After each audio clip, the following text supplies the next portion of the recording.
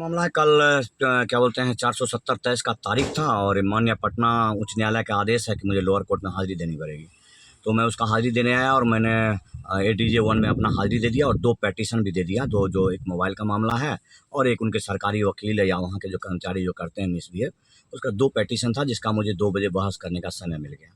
मुझे अब तक किसी भी केस में जितना भी केस मुझ पर खगड़िया में फर्जी होता है मुझे उठा के लाया जाता है अब तक तीसरा केस ना उसमें मुझे क्या बोलते हैं नकल दिया जाता है, कुछ भी नहीं। मैं नकल खाने में गया कि पूछने के लिए क्या हो गया, तो बोले कि नकल खाना में आपका नकल देने से मना किया हुआ है। मैं बोला बड़ा बाबू कहाँ है?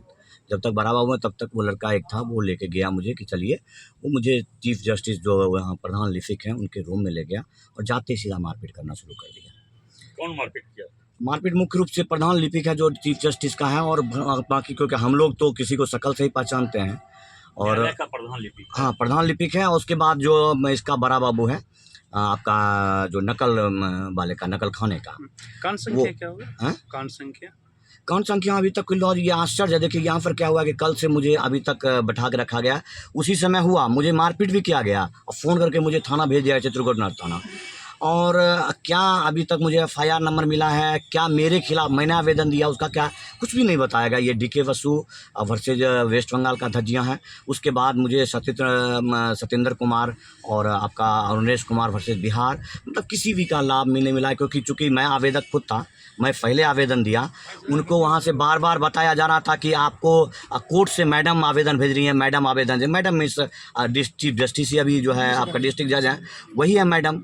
तो उसके अलावा जो है कोई आया नहीं, ना आवेदन आया 4 बजे तक। अभी तक कौन आवेदन दे गया पता नहीं। एक कर्मचारी जो कि आवेदक भी नहीं है वो आकर शाम में शायद आवेदन दे गया है।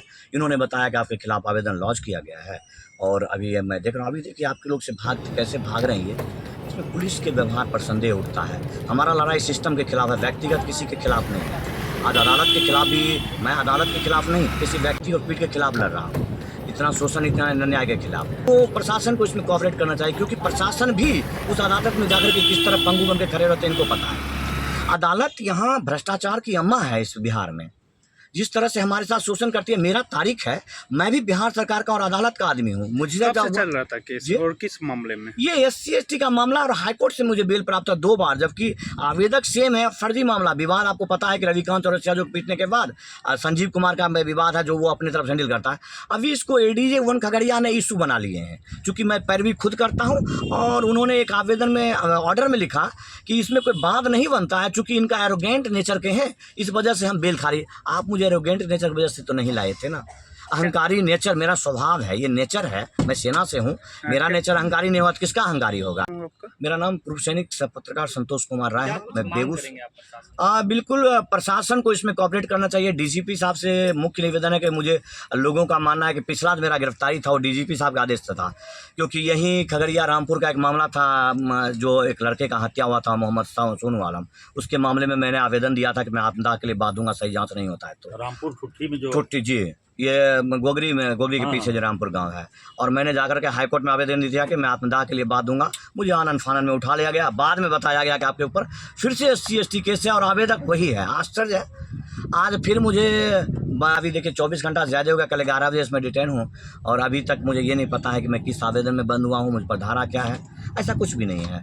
ये सब चीज़ चूँकि इसके लिए DK वसु ने सुप्रीम कोर्ट तक का पैर खटखटाया, उसके लिए रूलिंग बना। और आप हमारे जैसे आदमी को, एक पत्रकार को, एक पूर्व सैनिक को जो अपने इस देश में किसी भी प्रकार का मुझ पर आरोप लगाता है, किसी भी प्रकार का आप झूठा आरोप लगाते हैं, मैं भारत के किसी भी वकील के सामने डिबेट करने की क्षमता रखता हूं और मैं खुद अपना बहस करने के लिए सक्षम हूं। भारत का संविधान ने मुझे अधिकार दिया, अधिवक्ता अधिनियम 32, लेकिन इनको ईर्ष्या है, चिढ़ है। तो मुझे खेद है भारत की जनता से जो मेरे लिए खड़े नहीं हो रहे हैं। मैं आज भटक रहा हूँ उनके भविष्य के लिए, लेकिन इनको याद रखना होगा कि मैं उनके भविष्य के लिए अपना वर्तमान कुर्बान कर रहा हूँ। वकील तो वो तो कर्मचारी सब थे जिन लोगों ने मारा, वकील का मौका कहाँ मिला आपको? मेरा तारीख वकील मतलब कैसे सुनने में आया बताइए?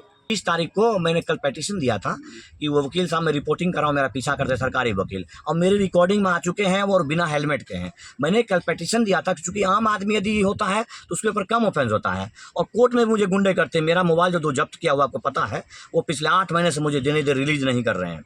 और मैं उसके लिए 4 बहस कर चुका हूँ, 4 बहस में, और फिर भी नहीं दिए। तो मैंने एक पटिशन दिया था जिसमें ये दिया था कि आपको वकील साहब पर ध्यान रखना चाहिए कि एक संवैधानिक लोग हैं और ये बिना हेलमेट के घूमे में तो कौन घूमा, इस पर मैं बहस करना था मुझे। तो हो सकता है उन्होंने इशू बनाया होगा, इनके घर है, तो आप बस अंतिम में सुनते जाइए।